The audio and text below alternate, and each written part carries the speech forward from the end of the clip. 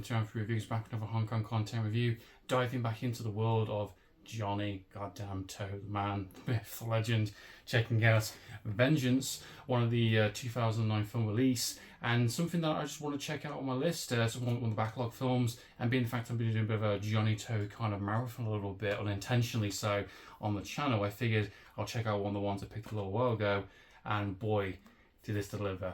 Let's check out Vengeance. My son-in-law, my grandchildren, my daughter. I must take revenge.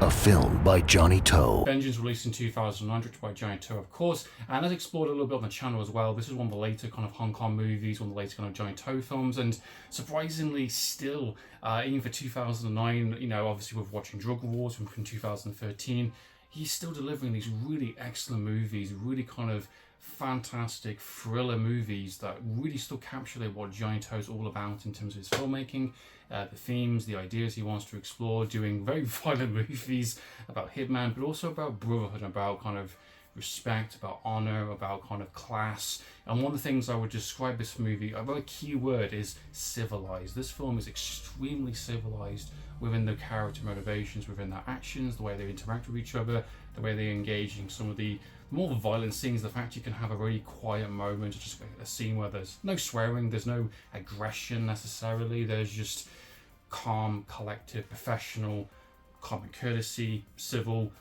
I'm going to kill you, whip out my gun, I'm going to shoot you dead, simple as that. It's just brilliant. It's just absolutely brilliant. It's the type of kind of filmmaking, it's the type of kind of unique style and flavour that I love from Johnnie To. Something that I've seen quite a few times now with obviously The Mission and Exiled and election movies, obviously much darker kind of movies, of course, but he always brings his unique flavour to these kind of storylines. This was a pretty standard Blu-ray release. It's not an 88 film or Eureka. It's just a very kind of simple kind of, you know, UK Blu-ray edition. It's got making of and trailer. It's about it. Very standard. It's one I picked up quite cheap. The storyline for Vengeance follows a really kind of hard-hitting, very shocking kind of opening sequence where basically a family's been kind of massacred and murdered, kind of been by three kind of Hong Kong assassins. You know, you've got this character called the chef. He's a Frenchman who owns a restaurant. He's come back to Hong Kong to basically find out what happened to his daughter, and to find who are the killers responsible for his daughter's family. And he is someone who's a foreigner, someone who doesn't really speak the language that well.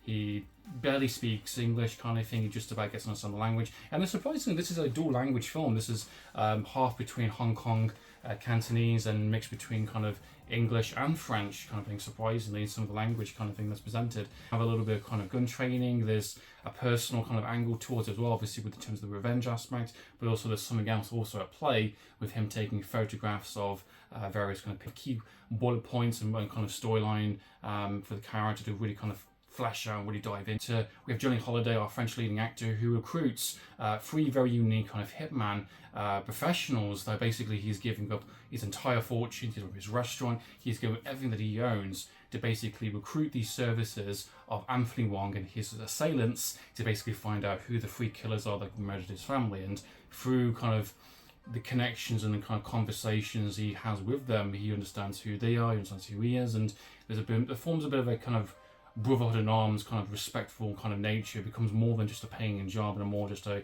contract. It becomes more of a kind of a friendship and more of a deeper connection, a personal connection for these three men. And this definitely kind of has a bit of an unofficial kind of a third entry within the Mission and Exiled kind of, you know, flavour, with Amphlett being the leader of this kind of, you know, hitman assassin gang, similar to those two movies. And he's doing the usual stick again, where he's just, you know, very calm, very selective, very professional, and a few usual kind of, you know, favourites, some kind of Johnnie To's kind of actors he kind of brings back throughout the time. And guess who the villain is? I'll give you one guess. Yeah, it is. It's Simon goddamn Yep. The guy is just constantly in these, you know, Johnnie To films as villains, but he's so goddamn good and he's so fun. You know, he does play, I'd say more of an extended role in this one kind of thing. He's more in the kind of the third act of the film than compared to the first two acts, but he's still very much a crucial character that definitely plays a big role. And again, Simon Yep brings like really kind of crazy kind of energy, and plays a very kind of very standard kind of villain character, but he does also have a very unique style, and he's getting very cocky, he's very slimy kind of thing, and definitely the traditional kind of bad guy of the film, as you would say. But the heart and soul of the film, what makes the film so unique and so kind of excellent to kind of check out in terms of a viewer, especially a Johnnie To fan, is cinematography is on point, the style of the film, the way the film looks, the way the energy of the film is, it's really on point, it's really fantastic. And even for something that's really late 2000s up to this point, I'm thinking, how can he still top these movies? How can he still keep that same level of excellence? It's very difficult to kind of keep that same level, but he does it in this film, and he brings that really great energy, that kind of brotherhood in arms kind of, bond connection that he has. And he sort of teams up with obviously, you mentioned Anthony Wong and his kind of little posse, as you can see there from the back. And there's some brilliant shots of all four of them kind of on the screen, slow motion with guns, and they're practicing kind of like on this kind of like open field with cans and all sorts, in this bike sequence. It's really fantastic, and they start to,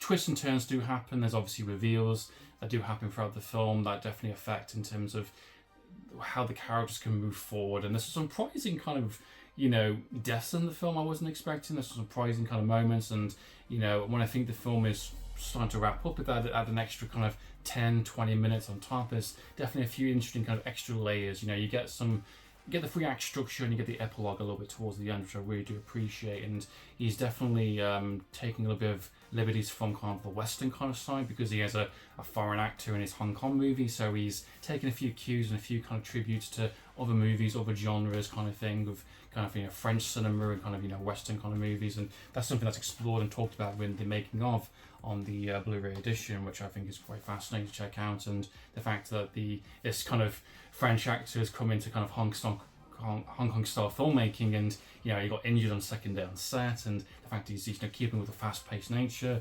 keeping up with the dialogue kind of thing, and he's challenging everyone, he's inspiring everyone to be at the absolute top of their game, and it's absolutely brilliant. And as mentioned, cinematography, stylistically, it's really on point with some really unique kind of choices with the editing and the music. And there's a brilliant sequence where they kind of catched up to the three initial bad guys that have killed his family, and there's a brilliant sequence involving the moon where there's no kind of street lights, it's all set within mostly in the forest, and every time the moon kind of pops up from the shadows, light peers up, so gunplay starts to happen. When the clouds go hide the actual moon, then the fight is kind of silent, they're trying to find where each other is, and it's creates some really great tension and some really kind of some moments of kind of pure terror and tension, and just you're not sure what's going to happen, you're not sure who's going to get here. Definitely feel this one's under the radar quite a bit. It's quite underrated. I don't think many people talk about this entry compared to some of his other kind of great Johnnie To films. And granted, there are so many great kind of entries within his kind of filmography, it's very difficult to kind of name all of them, but I definitely think this one needs to be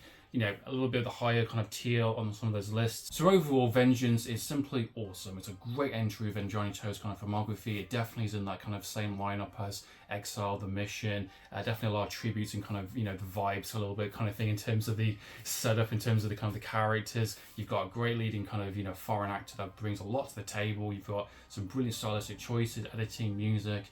Very unique kind of play upon kind of action set moments, very unique kind of scenarios that I haven't seen, even for Johnnie To's kind of standards. I still haven't seen this type of kind of action. Performances are top notch. You've got Simon Yep as the villain yet again. Anthony Wong really delivers a great character, as he always does, and you just got a really good entry within the kind of the revenge kind of genre. It has something to say, it has a point. There is something there spiritually as well. There's something there in terms of where the character is, kind of in terms of his core and what he does and what he tries to go for. And it's interesting, even though with some of the reveals that do play out in the film, how it leads into the kind of the third act, into the epilogue of the film. It's very impressive how they've kind of used that and effectively kind of presented it into the actual film. It's actually done really well. That's been my thoughts and opinions on Vengeance, guys. What are your thoughts? Please comment down below. Have you seen this? What do you think of this kind of unofficial kind of third entry within the kind of the Mission and kind of Exile kind of entry with Anthony Wong? Simon Yep is the villain yet again, just a great leading actor in this one with Johnny Holiday. What are your thoughts and opinions? Please comment down below. So in the meantime, guys, I'm for reviews. So yeah.